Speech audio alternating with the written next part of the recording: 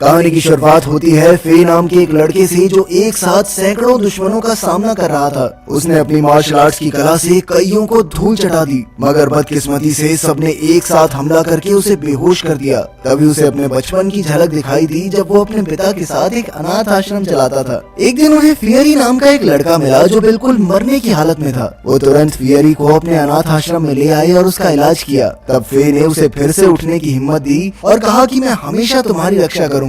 इसके कुछ सालों बाद देश का काफी मुश्किल दौर शुरू हो गया। जगह जगह क्रांति, युद्ध, गरीबी और दुश्मनों के हमलों की वजह से आम लोगों का बहुत बुरा हाल था। व्यापारियों के लालच के कारण सैकड़ों मजदूर समुद्र में मारे जाते थे। इसके बाद हम हांगपू नाम की जगह को देखते हैं जहां ब्लैक टाइगर और नॉर्थ सी नाम की गैंग्स का बोलबाला था। वहां के सट्टेबाजी, नशे और कोठों के व्यापार पर ब्लैक टाइगर गैंग का कब्जा था। इन व्यापारों को संभालने का काम मास्टर लुई के 3 बेटों के पास था, जिनका नाम था नॉर्थ इविल, ब्लैक क्रो और ओल्ड स्नेक। फिर मास्टर लुई ने नए सिपाहियों को भर्ती कर लिया और कहा कि उनमें से एक को वो गोद लेकर अपना चौथा बेटा बनाएगा। इन सिपाहियों में से एक फे भी था। जब वो सब मास्टर लुई से मिले तो उसने सबके सामने एक गद्दार आदमी को बेरहमी से मार डाला। इससे वहाँ मौजूद सभी लड़के हैरान रह गए, पर फे के चेहरे पर एक शिकन तक नहीं आई। इसके बाद उन सबको एक कप दिया गया और फिर मास्टर उसमें उबलता हुआ पानी डालने लगा। इतने गर्म पानी को कोई सिपाही सहन नहीं कर पाया, मगर फे ने उंगलियां लाल होने के बावजूद भी कप पकड़े रखा। इसके बाद मास्टर ने सबको अपनी दुश्मन गैंग नॉर्थ सी के लीडर को मारने का हुक्म दिया और कहा कि जो भी इस काम को पूरा करेगा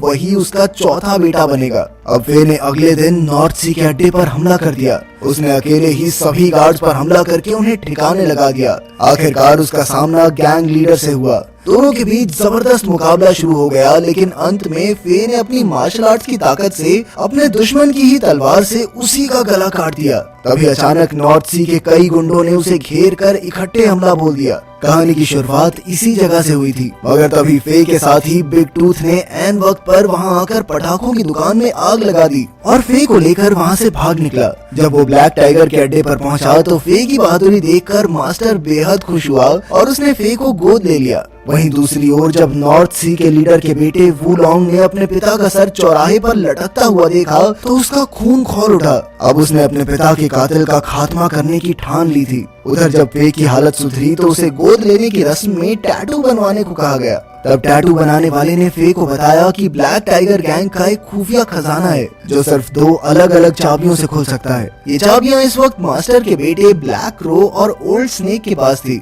मास्टर का बेटा बनने के बाद फे ने अपनी फौज के साथ नॉर्थ सी गैंग के इलाके पर हमला कर दिया। इस युद्ध में उनकी जीत हुई, मगर न जाने कैसे वुलोंग वहां से बचकर भाग निकला। इसके बाद सभी लोग फे की इज्जत करने लगे और उसने गैंग को संभालने का जिम्मा उठा लिया। फे ने अपनी देखभाल के लिए ऑर्किड नाम की एक लड़की को रखा था जो शायद उसकी बचपन की दोस्त थी। एक शाम वो अपने बाकी भाइयों के साथ खाना खाने बाहर गया। हर कोई उसकी काबिलियत से खुश था, मगर नॉर्थ एविल उससे जलता था। उसने फे से लड़ाई करने की बहुत कोशिश की, पर फे ने उसे नजरअंदाज कर दिया। फिर अगले दिन मास्टर लुई के अंग्रेज साथियों ने उससे 300 गुलामों की मांग की। तब मास्टर ने अपने गुंडों से कहकर जबरदस्ती 300 लोगों को गुलाम बना दिया। इधर फे को बार बार अपना बचपन दिखाई देता था। एक दिन उसने ऑर्चिड को अपनी जिंदगी की कहानी सुनाई और तब हमें पता चला कि एक दिन फे अपने अनाथ आश्रम के दोस्त फियरी, फा और चुन के साथ खेल रहा था कि तभी ब्लैक टाइगर के गुंडों ने फा को अगवा कर लिया ताकि वो उसे कोठे पर बेच सकें। जब फे के पिता को ये पता चला तो वो तुरंत उस गुंडे को पकड़ने निकले,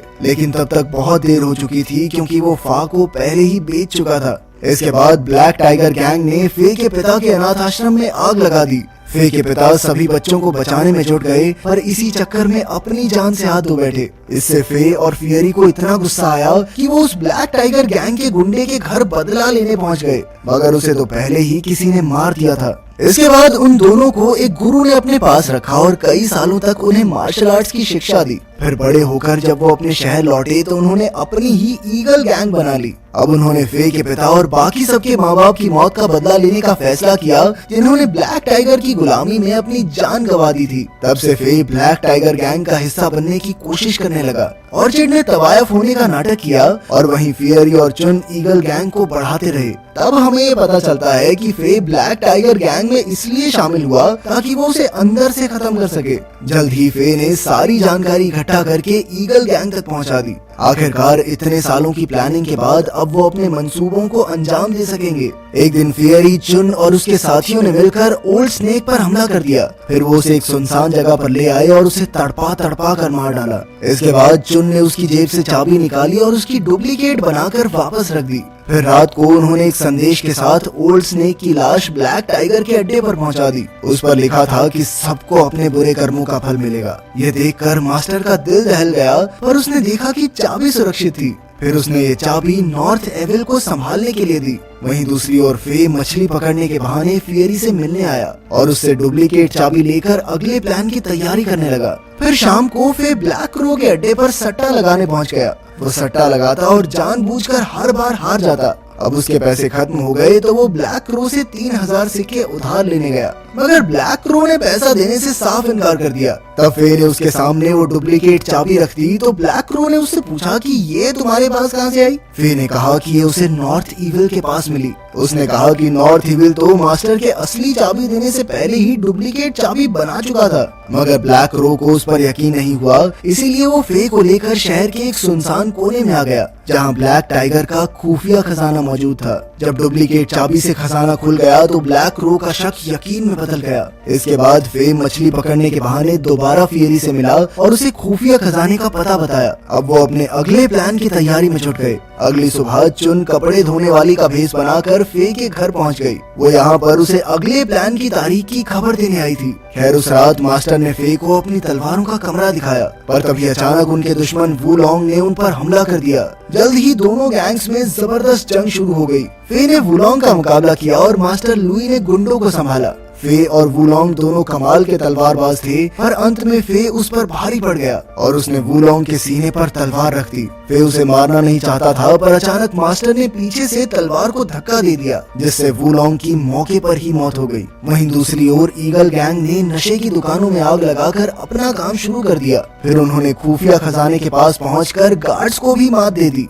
इसके बाद चुन और उसके साथी अपने दुश्मन ब्लैक क्रो को धोखे से एक सुनसान जगह पर ले आए। उधर फियरी अकेले ही ब्लैक टाइगर के गुंडों का सफाया करने लगा। जल्द ही मास्टर को दुकानों में आग लगाने की खबर मिली तो उसने फे को वहां भेजा, लेकिन वहां जाने की बजाय फे उस जगह पहुंचा जहां चुन ने ब्लैक क्रो को बंदी बना रखा था। अब उन्होंने बिना समय गवाए उसे जान से मार डाला और उसे मारा भी कुछ इस तरह कि सबको लगे कि ये खून नॉर्थ इविल ने किया है। मगर दूसरी ओर बदकिस्मती से फियरी को गुंडों ने चारों ओर से घेर लिया और वो पकड़ा गया। बाद में जब फे अड्डे पर पहुंचा तो उसने अपने जिगरी दोस्त को तड़पते हुए देखा। मास्टर ने फियरी से उसके साथियों का पता पूछा तो उसने कहा कि वो खजाना लूटने गए हैं। अब मास्टर घबराकर सीधा खजाने के पास पहुंचा, मगर वहां तो सारा माल लुट चुका था। ईगल गैंग ने सारे ताले तोड़कर खजाना गरीबों में बांट दिया था। तब मास्टर को शक हुआ कि जरूर उसकी गैंग में से किसी ने तो गद्दारी की है। वहीं दूसरी ओर फे ने अपने दोस्त से आखिरी बार बात की। फियरी ने अपना अंत स्वीकार कर लिया था, क्योंकि वो जानता था कि फे की जान बचाने के लिए उसे अपनी जान की कुर्बानी देनी ही होगी। इसीलिए उसने फे को अपना मिशन पूरा करने का वादा करने को कहा। कुछ ही देर में मास्टर गुस्से से तिलमिलाता हुआ आया और उसने फे से फियरी को मौत के घाट उतारने को कहा, लेकिन तभी सिपाही ब्लैक क्रो की लाश मास्टर के सामने ले आए, जिसे देखकर मास्टर के होश उड़ गए। उसकी लाश पर नॉर्थ इविल की तलवार का निशान था, जिसे देखकर मास्टर को उस पर शक हो गया। तब नॉर्थ इविल ने अपनी बेगुनाही साबित करने के लिए फियरी को अपने मालिक का असली नाम बताने को कहा, मगर फियरी ये बताने से पहले ही चल बसा। ये देखने पर सभी को लगा कि नॉर्थ इविल ने फियरी को मारकर सच को दबाने की कोशिश की है। खैर मास्टर बिना कुछ कहे वहाँ से चला गया। वहीं फे को फियरी की मौत का बहुत गहरा सदमा लगा था और वो अपने दोस्त के साथ बिताई हुई यादों में खो गया। फिर अगली सुबह फे ने ऑर्किड की बाहों में रोकर फियरी की मौत का गम मनाया। ऑर्किड ने उसे शांत किया और अपने मिशन पर ध्यान देने को कहा। ऑर्किड ने बताया कि उसके दिमाग में एक प्लान है, मगर वो प्लान है क्या उसने फे को बताया नहीं। फिर रात को ऑर्किड अपनी एक सहेली के साथ नॉर्थ इविल के पास गई।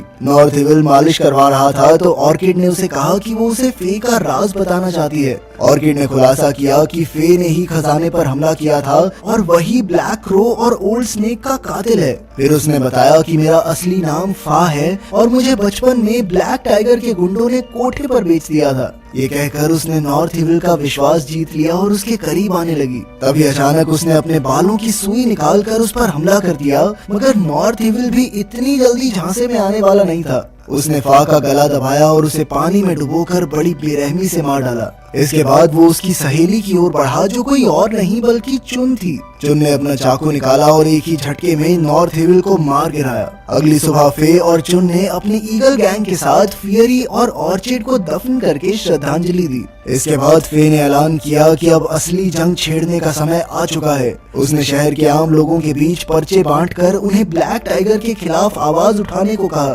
साथ ही फे ने आम लोगों को मार्शल आर्ट्स की ट्रेनिंग देनी शुरू कर दी ताकि वो गुंडों का सामना कर सकें। साथ ही उन्होंने उन 300 गुलामों को भी रिहा किया जिन्हें गुंडे बेचने वाले थे। अब पूरा शहर फे के साथ था और वो सब मिलकर एक साथ ब्लैक टाइगर के अड्डे पर हमला करने आ पहुंचे। फे खून खराबा नहीं चाहता था, इसीलिए उसने मास्टर लुई को अकेले मुकाबले के लिए ललकारा। मास्टर राजी हो गया और फिर फे ने बिल्डिंग में जाकर चारों ओर आग लगा दी। इसके बाद आग के बीच ही उन दोनों में जबरदस्त लड़ाई शुरू हो गई। वो दोनों युद्ध कला में माहिर एक से बढ़कर एक थे, पर जब आग ज्यादा बढ़ गई तो उन्हें फट्टों पर लड़ना पड़ा। फिर मौका देखकर फे ने मास्टर पर धुआंधार वार करके उसे फट्टों से गिरा दिया, पर तभी अचानक उसने लुई का हाथ पकड़ लिया। मगर मास्टर को यह हारी हुई जिंदगी कबूल नहीं थी और आखिर में आग में गिरकर उसकी मौत हो गई। आखिरकार हांगपू शहर गुलामी से आजाद हो गया और फे की गैंग ने सबको उनके हक का काम और पैसा दिया। अंत में फे ने एक नया मार्शल आर्ट स्कूल खोला और यहीं से हांगपू शहर में शांति और खुशी की शुरुआत हुई।